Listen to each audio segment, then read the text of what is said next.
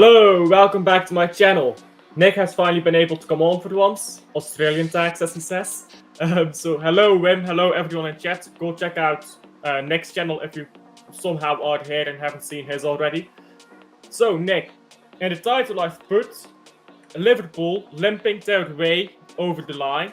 And that's a bit what's happening, isn't it, right now? Barely winning against West Ham, losing against Fulham, which I didn't expect actually.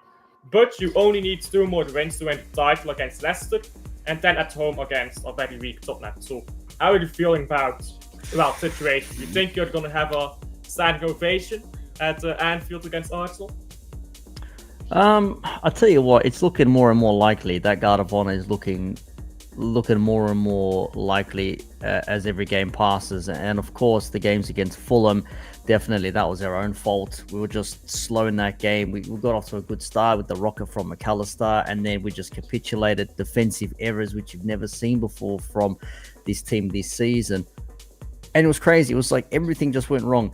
Robertson had to have stinkers. Jones at right back had a great game against Everton. This game against Fulham, it just ball bounces off him.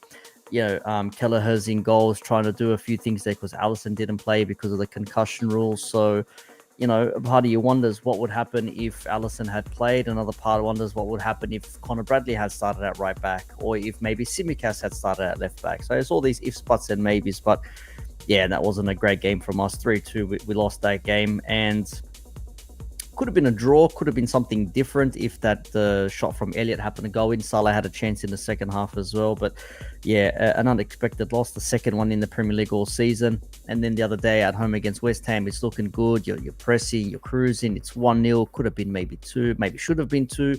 And then you're going at the half at 1-0. And then you play the second half and you're just not all there. You could tell that I just look at them like something is not right. This team is just getting overrun. West Ham are playing through them nonstop. I'm like, something's not right here. You see Van Dijk have a few, slips of the ball here and there, just lose a bit of concentration. Maybe they're thinking ahead.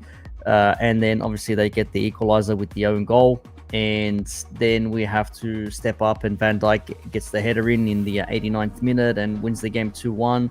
If not for Alisson, maybe we don't win that game because he had to pull off an amazing save in the first half as well from Kudus, who was all over the place. So him and Paqueta were doing madnesses in the middle of the pitch. But yeah, it was 2-1.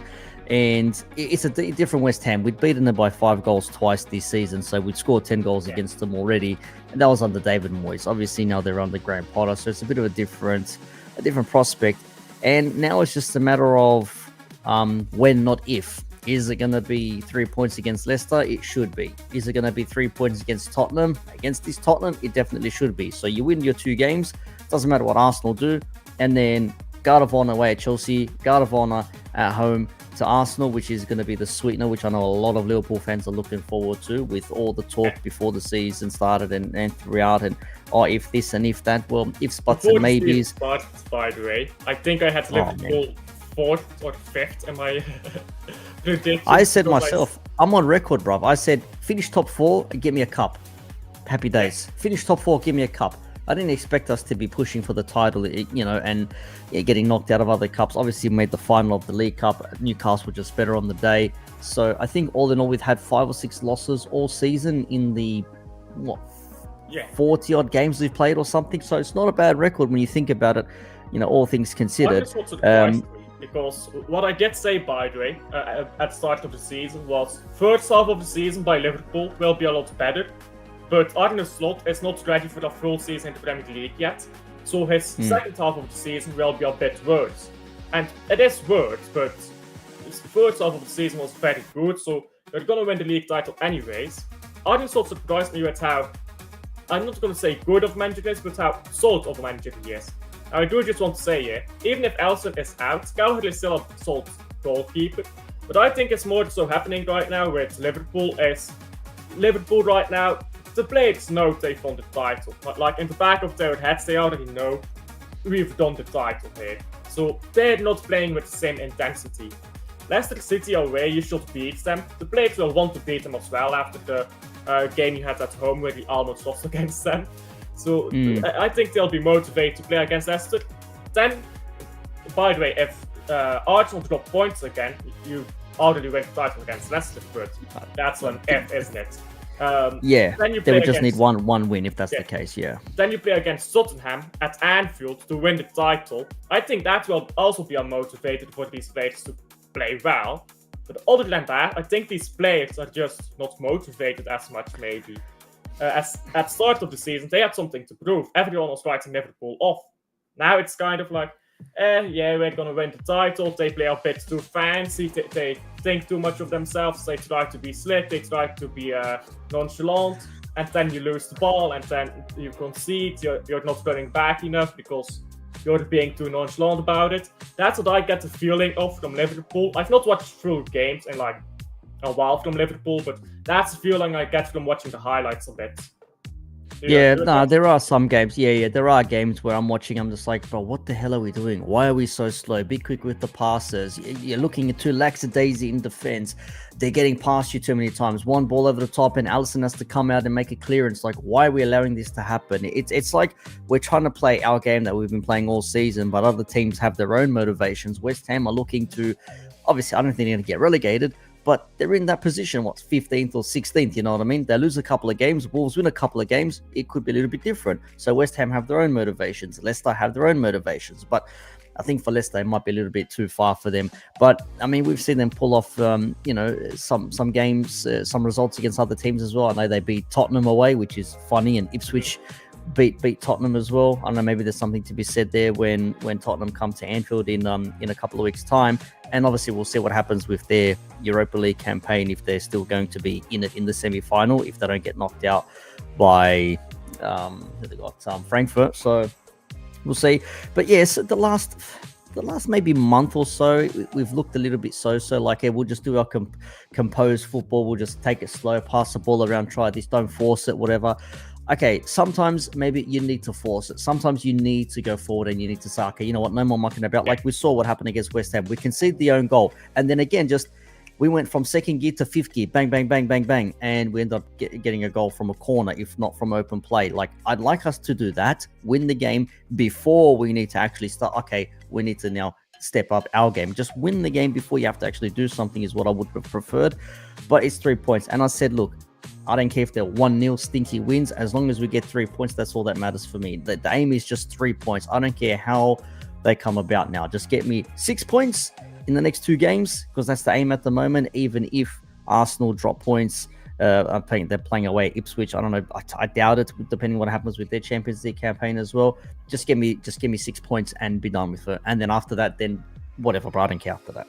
Ipswich great escape, Man United relegated. Imagine that. Nick, question for you from a chat. Question for you from a chat.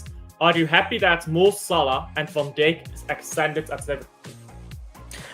Yes, but for not the reasons people may think. I released a video on this myself the other day, and I said, okay, it's good that Van Dijk and Salah are staying because that's the core of the team there. Trent obviously is more out than in, to use a quote from Salah from early in the season. Looks like he's going to Madrid. Fair enough, he's going to go. Alisson is still there for at least another year. We've got Mamadashvili coming in from Valencia, who's seemed to have a bit of a mad run at the moment, which is looking good. Now, in saying that though, Salah and Van Dijk staying is good for us because we keep the core, as I said, but also new players coming in, they don't have as big of a task at the moment. They can afford a season where they can come in and learn or adapt, as it were. I likened it to when Sami Hyypiä was at Liverpool Football Club in the late 2000s, and basically he was on the way out. We had Daniel Agger, Martin Skirtle were the defenders there. They were the new players coming through, that being Martin Skirtle, and Hyypiä was in his last days. He was out, and we phased him out slowly.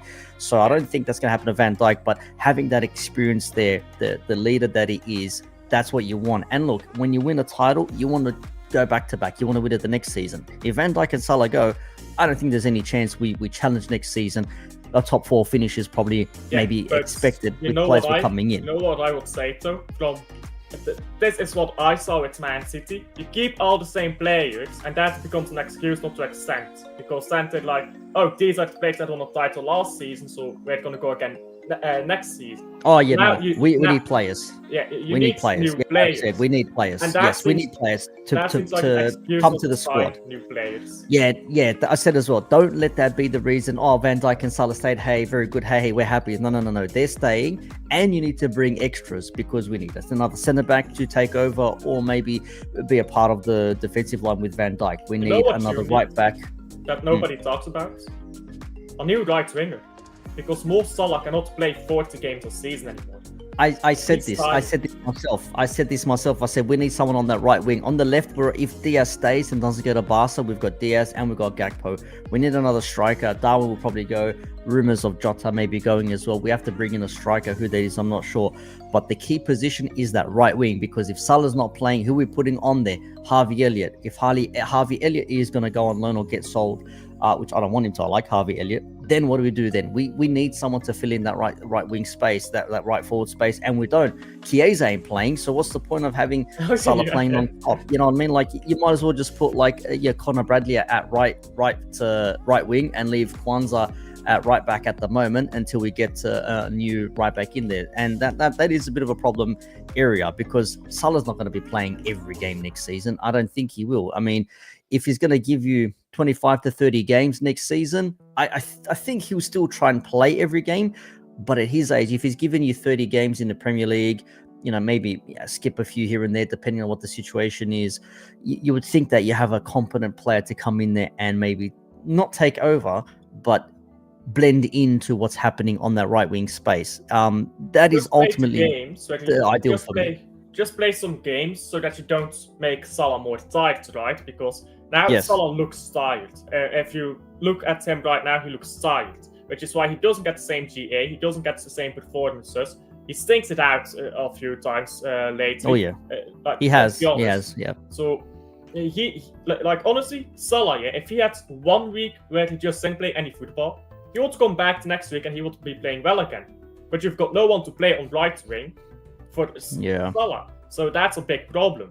By the way, Rosa says here, and I can't confirm because I don't watch Valencia enough, but Valencia goalkeeper is keeping them up single-handedly. I don't watch them enough, so I don't really comment on that. But if that's true, then you've got a really good goalkeeper on your hands.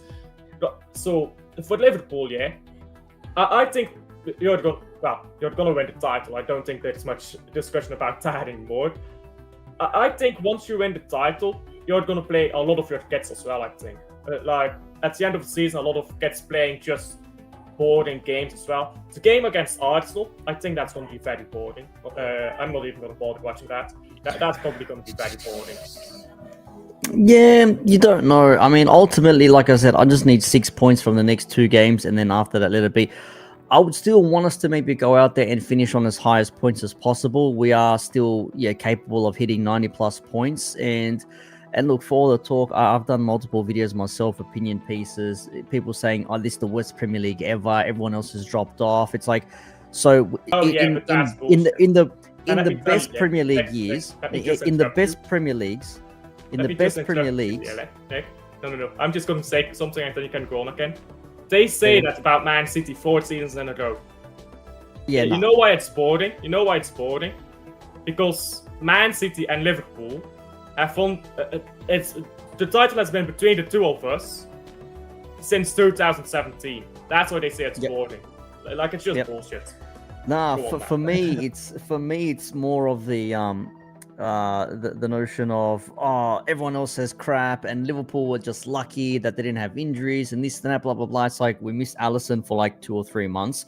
We had Trent in and out of the squad as well. We had Kanate was missing in bits as well. We didn't have Soboslai was in and out as well. He had good moments in the earlier start of the season. Lately, he sort of like tapered off as well.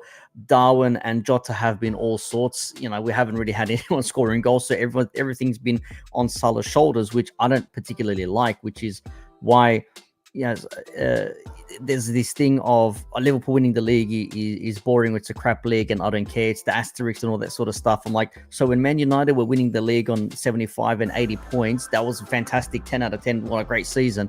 But Liverpool potentially hitting 90 plus points, is going to be a shit season. That just doesn't make sense to me, bro. I don't understand it, bro. There's no such thing as a shit Premier League season if you're winning it.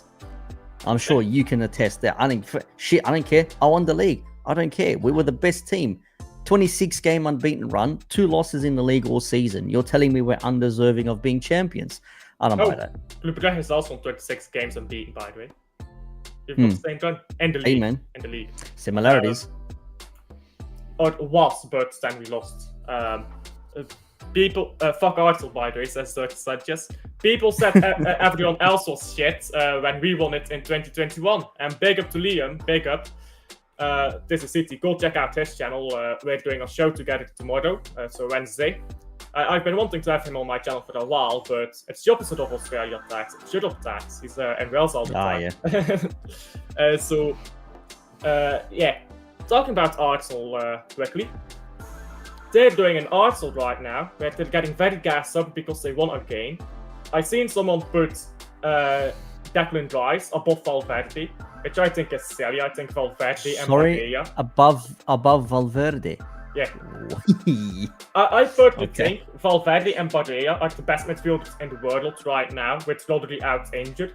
So Declan Rice here, he's not a bad player, but you know what I say? It's like a Volkswagen. It's very good. It's expensive sometimes. You get the very fancy ones. But at the end of the day, a Volkswagen is not a Lamborghini. And Valverde is a Lamborghini, if you get what I'm saying. So when these people make these comparisons, Madrid has been woeful this season. And Ancelotti will be sacked, especially if he loses that cup final, by the way. He's lost 2 El Clasicos already this season. Oh, yeah. They got 1 win the Copa. Yeah. Now lose another El Clasico in the league, and then lose an El Clasico, 4 El Clasico defeats in a single season, but all that guy will be gone. They don't care if he's their most successful manager. They don't. So doesn't matter. This is a terrible Madrid team. And fair enough, you beat them, because you still have to beat them, and we didn't. But don't get too gassed up, I would say to Arsenal fans, because we've been to the Bernabeu. 3 goals is not enough at the Bernabeu. You have to do it at the Bernabeu too. If you play poorly at the Bernabeu, 5 minutes is all it takes to go from 3 up to 1 down. It's generally a sad pattern there sometimes. So, Arsenal fans shit. I don't get why they get so arrogant. They've never won a Champions League. When we played Real Madrid, we were 3 goals up at the Etihad in the treble season. I was still nervous. I was nervous until we scored a 4th goal. I don't know where Arsenal fans have that confidence from. They never won the Champions League. They've not won a league title in 21 years now. And they always talk so arrogantly. They are so dismissive of other teams. And I think Arsenal is just the stereotype of the Premier League, isn't it?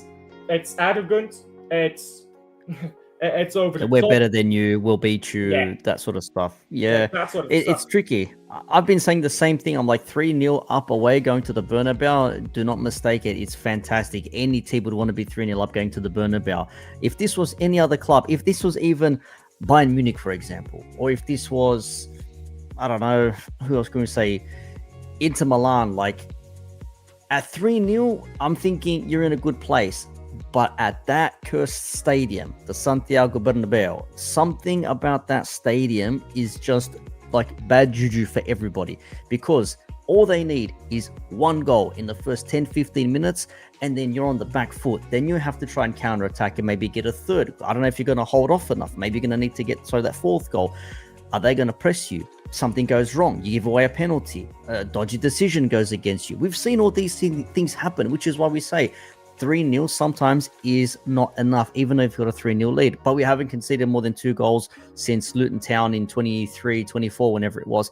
That's all good and well. But at the same time, you just don't know against this team, bro. They're just completely, they're an entity amongst themselves.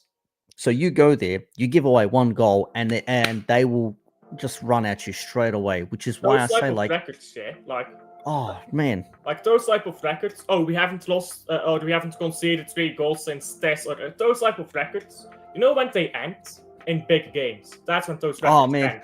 It's always in a we big did game that a when lot. those records stop. So Yeah. Rodri hasn't lost in 74 games, I believe. Something in the league or something like that, yeah. A big game, that's when those records end. So I do think, by the way, breaking news and throwing got a new manager. Because, by the way, just a side note to the Premier League, they have the best winger in the Belgian league, top scorer in the Belgian league, and they're in a relegation battle. Because that manager has just completely fucked up that entire season. How do you do that? Honestly, pathetic. But I don't know. Predictions for Arsenal or Real Madrid against Arsenal, asked Rosa. I think Real Madrid will win 2-1, so they'll win, but not enough. I think Arsenal will go through, but Arsenal will be defending all game. And I always say this year to give credit to Arteta, even though I don't rate him. He knows how to set up a defense. He knows how to defend stubbornly, but he can't get too stuck in defending because Madrid has the quality to just shoot 3 goals in from distance in these type of games. That's for me. I'll answer the Madrid thing first. Yeah, for me, I do think I expect Arsenal to go through because you're 3-0 up. You should at least either see the game out or win the game. If you, I don't want to say it. I don't want to be being negative. It's Arsenal, whatever, blah blah blah. If look, I'll be honest with you. If this is Liverpool and we're 3-0 up and we're going to the Bernabeu, I'm still shitting bricks because I know that team is capable of some mad satanic business, right? I've seen it happen to you. I've seen it happen to Chelsea. We've seen it happen to Sociedad the other week. We've seen it happen in the past so many times. Atletico Madrid come there from the depths of hell and they come back again and Ramos equalizes in injury time and then they lose out in extra time. You know, we've seen all these happen before. Yes, they're not the same players, but it's still the same core mentality. It is still Real Madrid, so you just don't know for sure what you're going to get from this team. I expect Arsenal to go through. How they go through, I'm not sure. And just on the big games, I remember when we had our Champions League run as well. Liverpool going away to Porto. Porto haven't lost in 30 games at home for however long. We go there, slap them up 5-0, easy business, go home. Liverpool travel to Roma. Roma haven't lost a home game in who knows how long. Bang, we beat them 2-1 away. We go to a final. Yeah, but these things happen. Just because you haven't conceded 2 goals a game in so long doesn't mean that it's a given that it's going to continue. You hope it's going to continue, but there's no given in football. That's the beauty of it. You just don't know what's going to happen. As for the result, the prediction, I don't know. I do think Real Madrid will score. I don't know if they're going to score enough, but I think Arsenal go through in some capacity. But for whatever reason, Arsenal do not make it through in this quarterfinal run. Oh my days. They will get absolutely ground on, by the way, after the statement safe sets if they don't go through. You've seen that one, wearing black for Real Madrid's funeral. You seen that one? Yeah, I saw that AFTV. Yeah, I looked at it, I just went like, but I've bookmarked so many tweets. Like, okay, let's come back to this if it doesn't go. If it goes right, fair enough. And if it goes right, they'll get the plaudits, they'll get the congratulations, they'll get the plaudits, they'll get their flowers. But don't think, congratulations, and then you lose to PSG in the semi-finals. Well, it's okay, you gave it a good run. No. You beat Real Madrid, you gave it all that. Go beat PSG, and then go beat Barca, Inter, whoever's going to be in the final, yeah? Win the whole competition. That's what I said. It's all like they say that it's a good moment. We've had moments. You guys have had moments. A moment is good, but a moment is great if you have something to remember it with. I remember that game where we came from behind 3-1 against Barca, 4-0 in the semi, 4-3. We won the Champions League. Yeah, that was great. What a comeback that was. As opposed to, remember when we came back from that game, we were 2-0 down, we won 3-0. Yeah, we lost the final. Yeah, but we had a good game though. It doesn't hit the same, man. It doesn't have the same feel. So I've got another question from chat here. What do you think is going to happen to Federico Chiesa? Because you bought him, and that's about the end of that story. But that was a waste, man, because there's a player in Federico, but you just don't see him enough. And the guy needs to have, I think, another 2 or 3 appearances in the Premier League for him to get himself a winner's medal. And I don't think he's going to get it. Now, I don't know if he gets one after the fact, if he still plays. Because there's you have to get a minimum amount of games in the Premier League to get a winner's medal. But the club gets 40 medals. They have to distribute those medals to those who have met the minimum requirement. All the other medals, the club is free to distribute as they like. So they will, like, for example, João Cancelo received a Champions League medal from Man City because we won it in treble. Even though I believe you have to play at least 1 knockout game, correct me if I'm mistaken. Yeah. So it is 5. It is 5 games. At least 5 games have played. Yep. Okay. So The club can still give him a medal even if he doesn't get enough games. So, and if he plays those let's say he plays like 5 games in a row after you win the title, I'm not sure if he still gets a medal for that. Not sure how. That's what I'm saying. That's what I mean. Is it 5 games up until you win, or is it 5 games in a whole season altogether? Because it'd be pointless if that was the case. Because I'm pretty sure, I know in our 1920 season, I know Nico Williams, he got one, Ryan Brewster got one as well. So I think they would have played some minutes here and there, but I just don't know why he doesn't sub him on. The game's done, get him an appearance. At least he's made an appearance, reach his quota. The guy came here, but at least you can do is give him a winner's medal, man. Yeah. Is there any hope for us, by the way? That's sealed. Nah, you're fucked. That's sealed. That's sealed. Let me be honest, yeah? I told you at the start of the season, what did I tell you? Vince and company is not ready for the Euro. You were talking shit to me, yeah, all season. And now you're telling me, oh, we're fucked. Yeah, that's what I've been telling you. The moment you play a big team, you're fucked in Euro. Because this manager... See, Bayern is tricky, yeah. He's enough for the Bundesliga title, sure. But he ain't winning you anything in Euro. I told you this. You're now going to play at San Siro. Don't mistake this, yeah? San Siro is almost as scary as playing at Bernabeu. San Siro is also a very difficult stadium to go away at. Incredible atmosphere, incredible team in Inter Milan. And Inter Milan plays defensively against you at the Allianz Arena because they respect the Allianz Arena and they got away with a win. Now go to San Siro, they're not going to play like that. They're going to open you up and you have to go forwards. They will open you up. They'll score 3 on you. I tell you right now, yeah, they'll score 3 goals against you. Because if you actually watch them in Serie A, people think Internazionale is a defensive team. Go watch them in Serie A. They can attack. They will attack you, bro. They will attack you. Nah, don't get it twisted. They have a good defense. I think people get caught up on the defensive aspects of Inter, but they have a team that can look at the goal they scored against Bayern, the second goal. Just one little quick ball over the top, through space, bang, bang, cut back, bang, goal. 2-1, and you're thinking you've equalized 1-1. They can do some damage to you, man. They haven't been winning games 1-0. They've been scoring goals in Serie A as well. It's just in the Champions League, they get themselves a goal and sit back and defend, because you have to play differently in different competitions. If they play gung-ho football, they might get caught out. You have to adapt yourselves, which is, again, just to bring it back to Arsenal, you can credit Mikel for his adapting to the needs of the game against Real Madrid. But now what's going to set him apart from being a good manager to a great manager, let's say, is if he plays another great game at the Bernabeu, gets a result there. Let's say they win 1-0, for example. Fuck, then you have nothing to say. 4-0 aggregate, Arsenal over Real Madrid. Fantastic. Now you're playing PSG, for example, in the semi-final. Now go beat them now, and then see what happens after that. You have to adapt your games, bruv. Inzaghi is no mug. He knows what it takes to win these titles, and Inter still within a good shout. At the San Siro, Bayern Munich, I don't know, man. Do they have what it takes to jag themselves a goal against a resolute team like Inter? I'm not sure. Yeah, Liam, I also missed the treble season. Everyone was great from the Etihad stand. Now the Etihad is like, oh, we can pick a point straight.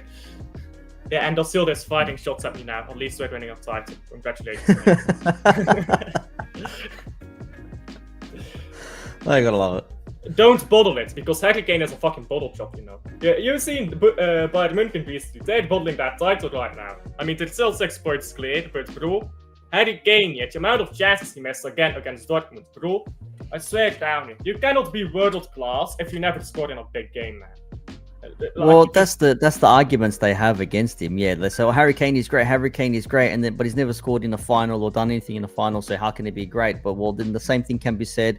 Let's say, for example, for like, I don't know, people like to keep mentioning Thierry Henry, for example, or like it's like he was a great player, still is one of the goats. Like just because he ain't scored in a final doesn't really mean anything. Yeah, and but it's the like, final is different. Football is more than just goals. Oh, but they count in finals though, because you win them. But in every other game, who cares?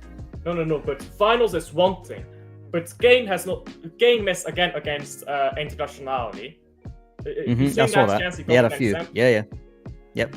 Thierry Henry scores in big games. He never scored in a final, but he scored in big games. Yeah, he's there when you need him. Okay, he hasn't scored in a final for Man City. He scored too in the cup final for Dortmund when they won it. But these players, okay, just because you don't score in a final doesn't mean you don't score in big games. Harry Kane consistently bottles in big games. France in the World Cup. That penalty, yeah. Oh my, that is one of my favorite penalties ever. Even Lukaku scores a penalty in those moments. Lukaku is a bottle job, yeah. Lukaku, of all players, Lukaku scores a penalty. Well, except for Belgium sometimes, but you know. But it's the thing, yeah. I have with Harry Kane. Lukaku won a league title. He's won multiple league titles, yeah. So it's mad when you think about it. Lukaku's won championships at clubs he's been to. That's a crazy thing to say when you think about it. When all the memes that he gets up about him, but Lukaku wins, man. I don't get it. It's a madness. Yeah, I've always said that Lukaku is better than Harry Kane, and a lot of people tell you, well, he's not. He's in a title race this season. They're only 3 points behind internationally. He's gotten 12 goals this season as well. And 12 goals in our Conte team is pretty decent because Conte, he plays really defensive football. He's won a cup was it at Chelsea that he won the FA Cup, I believe? So he's won trophies in it. He won a cup last season with Inter Milan. He won 2 league titles in Belgium, if you want to count that, because some people don't count that.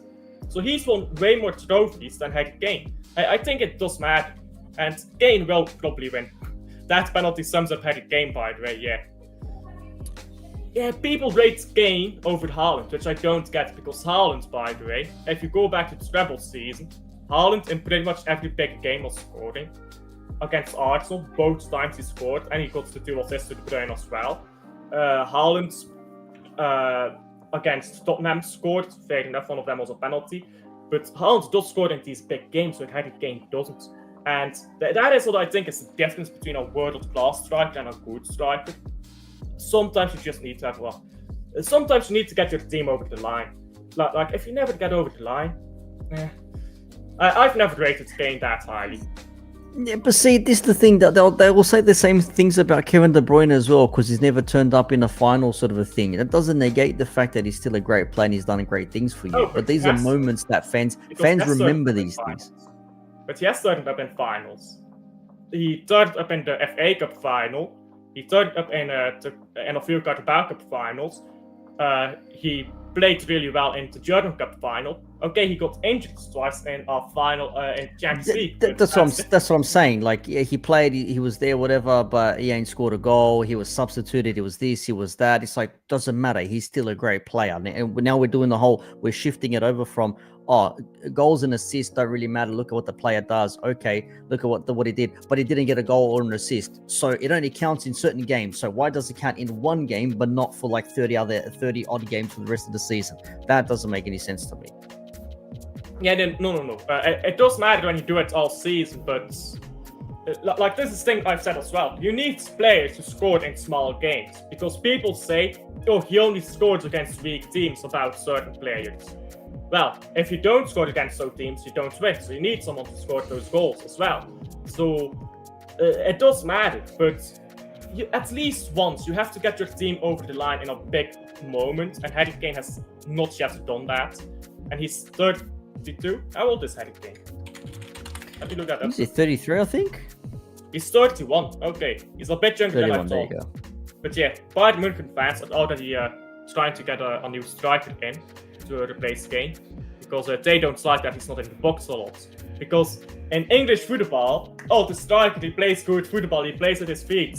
In Germany, why are you not in the box? We want you in the box, we want to cross to you. Yeah, your job is to score goals. Be there, cross comes in, you attack the ball. That's what you should be doing.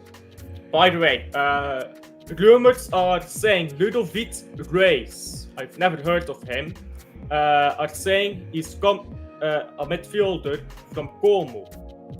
Wait, what? Dutch player, yeah. A player of Hamburg, sorry, is coming to Como. Is that what you're saying? Okay, fair enough. Yeah, Hamburg, by the way, I think they're getting promoted to Hamburg. Let me check that as well. We're getting off topic here. Crazy, man. This team. Hamburg. Yeah. How long have Hamburg now been in second division? Yeah, they're first in the second Bundesliga with 5 games to go, 1 point ahead. They lost again. Who did they lose against? Eintracht Braunschweig.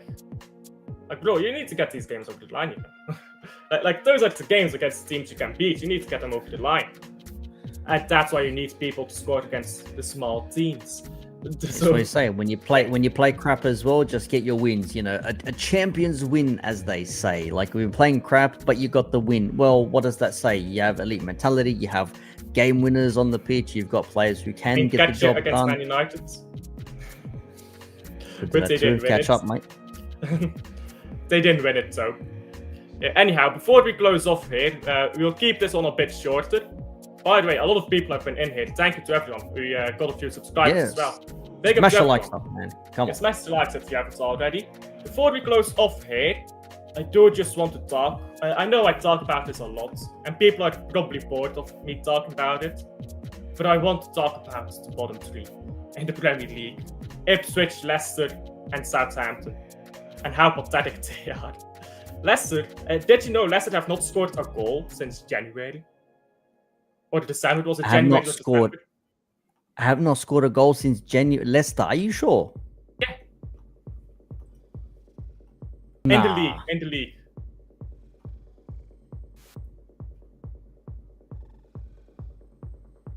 The last time they scored a goal in the league was the 26th of January. 26th of January. Holy shit, man. They are so poor. How is Rude not been sacked? I don't know. I think they forgot that he's their manager. I think the Leicester board doesn't even know they have a manager right now. They are just rigging it, I guess. Now that's pathetic, though, isn't it? Like is this the worst ever bunch of promoted clubs? Not is this like the worst team, but like these three are they the three combined group worst ever promoted? At least in your experience, because I think they are. Southampton, by the way, if they lose their last 6 games, they go down as the worst team in Premier League history, because they're 1 point behind Derby Counties, great 11 points. Ipswich down at 21 points. You can survive the Premier League potentially at 25 points. Remember they said 40, we need minimum 40 points to survive the Premier League. Now it's 25 points, but that's crazy. It used to be, like, if you compare that to La Liga, yeah, the point tally to survive in La Liga is so much higher. I think in La Liga, currently, you need 30 points. Obviously, the season is not done yet. You need 30 points to stay up in La Liga now. They've played the game last night as well. So when people talk about these La Liga teams and say, oh, they're not good, like this is an easier league, I don't buy that, because in La Liga, yeah, so many more teams are in this battle for the relegation as well. Espanyol is only 6 points away. Girona is, and Espanyol is 15th, by the way. Meanwhile, if you're 15th in the Premier League, I don't know, you must be, how many points is they cleared? 16. Wow. That says everything you need to know, doesn't it? I think that's... Wow. What do you think is causing the league to be this poor? Is it FFP problems? Is it like FFP, PSR? Is it just a financial gap? Is it that the clubs are not serious enough? Or is it just coincidence this season? I don't know, man. It's like the clubs, they perform at a certain level. They come to the Premier League. They realize, okay, shit, we're not prepared. We need to spend more money. We need more players in here. They realize they're not good enough. They can't spend more money on players because they haven't made enough money, you know, maybe to cover. But I suppose they get money for being promoted anyway. So I don't know how they don't get money from that. And then it just becomes a matter of just trying to stay afloat, trying not to sink. And, you know, your players are there. If they perform, they don't perform. It's a bit different. And it does take a season or two to really get into the Premier League flow, because we saw Nottingham Forest when they got promoted. They ended up buying a shitload of players, and I think they got done. They had a points deduction or something, if I remember correctly, or something happened, and they just had to buy players because they know the Premier League is not easy. And I don't know if FFP or PSR plays a part in it, but if you've only, you know, made X amount of dollars to cover yourselves, you can only spend so much of that as well, so you can't really buy the players. And when players are going at 50-60 mil each these days, Silent Kipling. Yeah, exactly. Yeah, what 100 mil for Tyler Dibbling? Are you mad? Are you no one's paying 100 mil for Tyler Dibbling, not from Southampton, bro. Yeah, I would not pay give it a rest. 30 million for him. Bro, no He's so chance, man. overrated. For 100 mil, these clubs are taking the absolute piss now, man. You got Marmoush coming to Man City for 50 or 60 million euros. You're telling me you're gonna sign me a 19, 20-year-old who's playing in a relegation team, has got some good potential for 100 million? Get out of here, bro. 100 million pounds. That's like 114 million euros, I believe. Yeah, get out of here, bro. So that's double the that's price a that you pay for dream. Marmoush. No way. For a teenager, effectively, that's crazy work, Yeah. man. That's crazy Teenagers, work. by the way, flop a lot. Leeds will survive next season, says Rosa. I don't think they will. Ooh, Leeds to survive. That's They a look lot like they're I don't think they will. nearly I think promoted. they'll get promoted straight relegated again. You know what I think? You Yeah? fucker. Because there was obviously a thing. The Premier League voted recently on new TV contract, or I don't know the specifics, but the idea was to redistribute money into Premier League and in Football League across clubs better, so that clubs like in the Championship and in League 1 and League 2 will have more money. That is basically the idea, so that they can compete better with the Premier League teams. Man City voted on that, approved that, and I believe a few others did as well, including Leicester, Ipswich, Southampton. Of course, they voted on that. For the rest, almost everyone voted no. So this is systematically, Liverpool, by the way, corrupt club, voted no. So this is an issue in the Premier League, isn't it? Where they just want to prevent. Clubs will vote amongst themselves. Yeah, clubs will vote amongst themselves. It's mad. Do you want to do this? No. Okay, well, we can't do it. But it's like, yeah, sorry, they voted majority rules sort of a thing. It's like, get an independent panel in there. Independent, organization would be better instead of like clubs just voting amongst themselves. Do you want to do this? Nah. All right, cool. All right, fair enough. No, we're not going to do this. Like, no, you don't have a say in this. You play for us. We tell you the rules. You don't make the rules yourselves. You know how Arsenal was promoted after World War I? We're going back way in history now. Do you know the story? I'll ask you that first. Oh, wait, I have heard about this. I think I have heard about this. Okay, so yeah. So what happened before World War I started and it was on break? Then Tottenham was relegated together with another club. I forgot which club it was. But when the league restarted after World War I, they decided, okay, we're going to expand the league. So what they did is they decided to not relegate the two relegated clubs, back then it was two relegations, and to promote both promoted clubs. That was the idea. But then they had a vote on who should come up and why don't you just promote the top two, and who should be relegated. They decided to relegate Tottenham and to promote 5th place Arsenal. Barnsley finished above them, a few other teams finished above them. They promoted Arsenal, which is really when that rivalry began in London. And you know why they voted on Arsenal? Because they were the weakest team that they could vote on.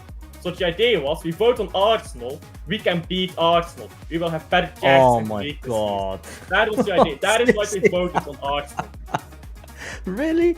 So the team that finished 5th, we're going to promote them because they're the weakest. Which is funny, by the way, because Arsenal ended up dominating English football 10 years later because they got them up. Yeah, well, they got a dose of reality. They would have been able to dominate. Oh, check this out. Arsenal from what was it? What year was it after World War One? Yeah, I believe it's 1920, something like that. Let me check myself. I saw it 1919. Yeah, I've seen it here. Yeah, I'm looking at it now. So it's on the Sky Sports. So basically, that's crazy. I didn't know this. This is mad. So following World War, blah, blah, blah, blah, blah. As a top two in the second division in 14-15, Preston and Derby deserve promotion, but would Chelsea and Tottenham still be relegated? Blah, blah, blah. Yeah, evolution of a rivalry, etc., etc. So, yeah, it was still understood Chelsea's nomination would be foregone conclusion because the relegation had been controversial. Manchester, blah, blah, blah. The first round is straightforward. Gardner only finished 6th, blah, blah. Chelsea's finished unanimous. Yeah, I see this here now. The votes, 18 votes for Arsenal, 8 for Tottenham, 5 for Barnsley, 4 for Wolves, 3 for Forest, 2 for Birmingham, 1 for Hull. That's crazy work, man. That's they all crazy vote on work. whoever they think is easiest to beat. Like, this has always been a thing in football. People think that this is new in football. The Invincibles, I'm talking about Preston's Invincibles now, they were good because they were rich. Like, the members of the Invincibles were rich aristocrats who had a lot more time to play football and hence were a lot better at the sport. Yeah, of course. Yeah, naturally. If you go to Brugge, Club Brugge was a nobody team before the 1970s. Why did we suddenly get good in the 1970s? Because the city of Bruges went from poor in the 1940s to rich in the 1960s. So suddenly, Club Brugge has a lot of money, we spend a lot of money, we get promoted in the 1960s, we start winning league titles. We play you in 2 consecutive finals in Europe and we lose them both. Both times goals by... who was it that scored those goals? I think both of those games were goals by... what's his name? Liverpool's old striker. Which one? His name. Come on, he's a Liverpool legend. You should know him. He's a Liverpool legend. 1970s and 80s.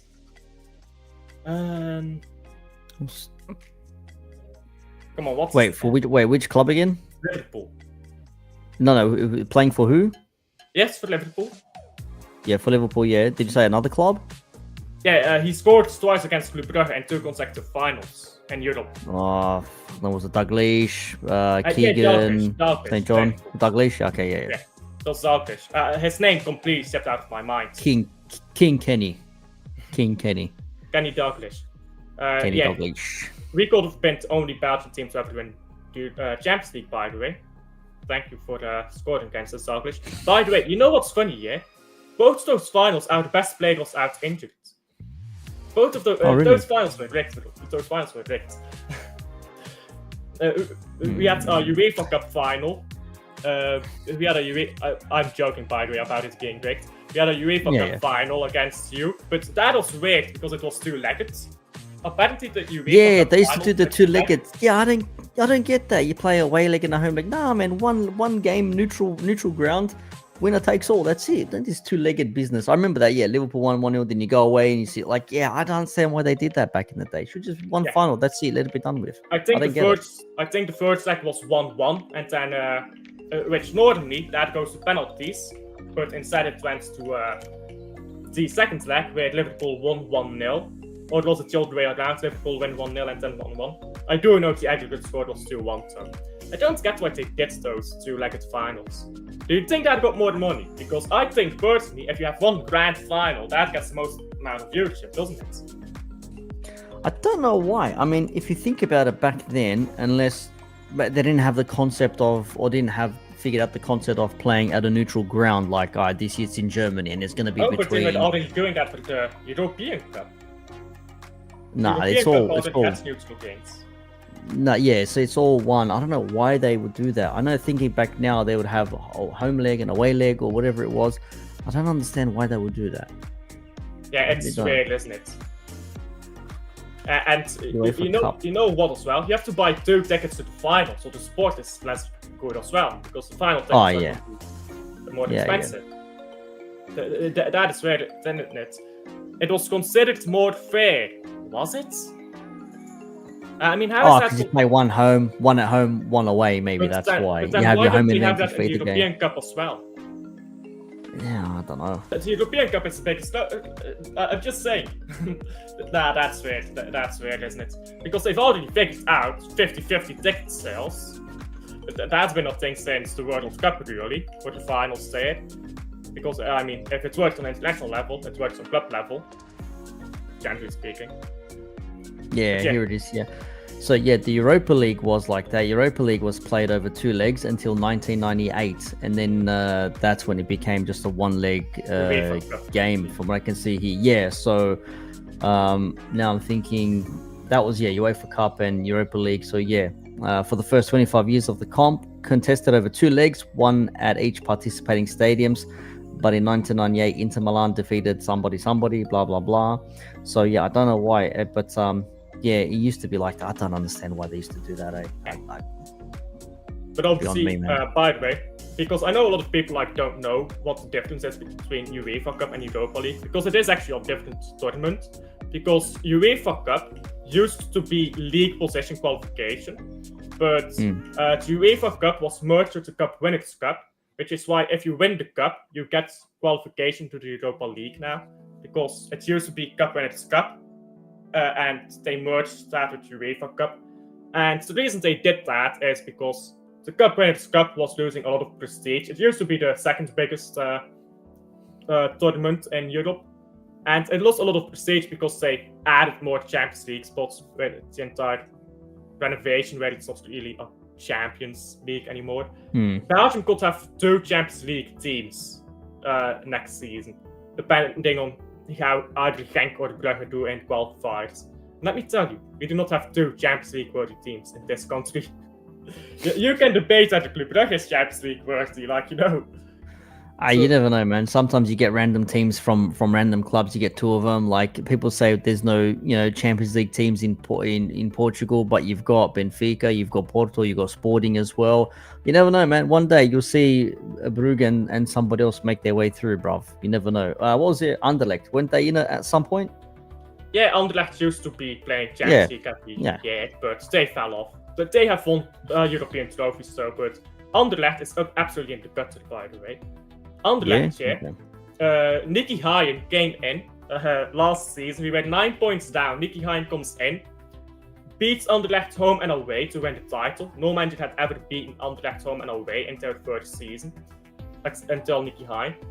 Beats them home and away to win the league title, originally 9 points down. This season, we beat Anderlecht home and away again. We beat Anderlecht again at home because of the playoffs. We're going to play them away again.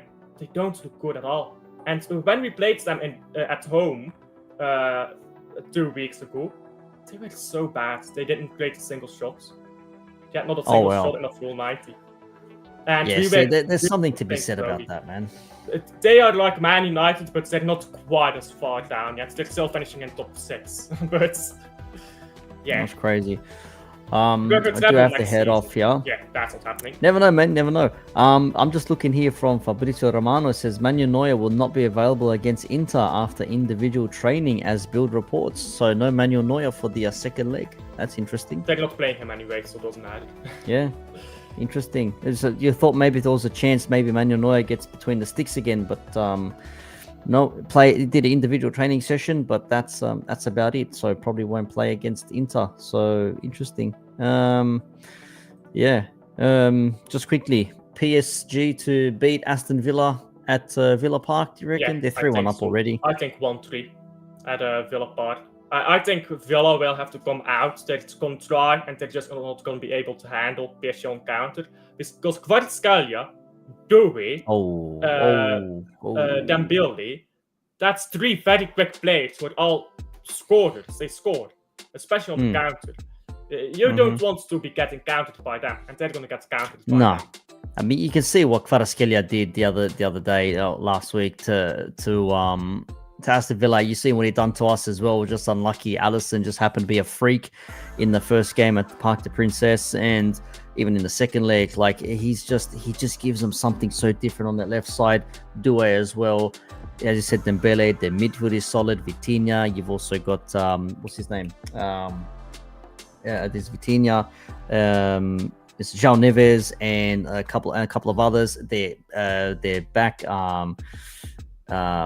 What's his name? The left back scored a goal against Villa as well. Mendes. Locked up Salah twice. Mendes as well. Like, bro, like they're no mugs. They're not. Ruiz as well. He's very solid. Ruiz, yeah. So the people say, oh, they're not going to defend as much as what maybe an Aston Villa will or what an Atletico Madrid will, but they'll beat you going forward, bro. Oh, you have a good defense, fair enough, but these dudes don't muck around. So interesting to see what happens. I actually want PSG to win the Champions League this year, because that way people will be angry. It's another old club that wins Champions League that way. People will be salty about that. But also, Mbappé if PSG win the Champions League this season, Mbappé leaves. Imagine Even then, the way it'd be like Mbappé will get another traded. another team that hasn't won it before as well, winning it. But that's crazy. Yeah, and that would be 2 teams that had never won it before, winning it in the span of 3 years. Which that hasn't happened since the 1980s. 40% Villa. But no, that's 5 years apart. wasn't Yeah. it? That was 5 years apart, I believe. Yeah, but it was in the 80s, yeah. And but people reckon that English teams would have dominated even a little bit more with Nottingham Forest, Villa, obviously Liverpool being there as well, if not for the Heysel incident. And, you know, obviously English teams were banned from European competition for so many years after that. So, yeah, it was a bit of a madness. So you can blame Liverpool for a lot of things, and that's probably one of them due to our stupid fans back in the day in against Juventus at Heysel. So. That's why they fought into the Premier League, because the English football fans. It wasn't just Liverpool. English football fans. Yeah, it was everyone. Yeah. Look, we can talk all night about the fan culture and the changes. The 80s for fan culture was just all over the place. The casuals and, you know, your little subgroups and actives and all that sort of stuff. It's a whole lot of shit had to happen before they made the changes. You know, say no more standing, it's all seated and shit like that. Like a lot of things went wrong. And you know, on the anniversary of Hillsborough as well, so you know, justice for the 97. It's the 36th anniversary of Hillsborough, if I'm not mistaken. It's been many years now, so yep, 97 still not forgotten. So yeah, man, yeah, sad taste that. But anyhow, that sounded so sarcastic. I did not mean that. Yeah.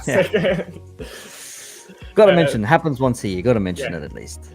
So, thank you for coming on again. It's difficult to schedule things with Australian tax, but I always enjoy having you on. There has been a few things happening in the background where I haven't been able to have enough time, but hopefully in the next few weeks, in a month or so, once the season is pretty much wrapped up, then from next season, things will be much more smoother. Then we'll have much more time. Yeah. Fair enough that. Thank you for coming on, Nick. Appreciate it every time, brother. A lot of people on today. Everyone has left already, so when we started talking about the Premier League stuff. Anyhow, thank you for coming on. I'll see you guys on the next one. Not redirecting to anyone because nobody is live. Nobody has work rate. We'll see you guys on the next one. Bye.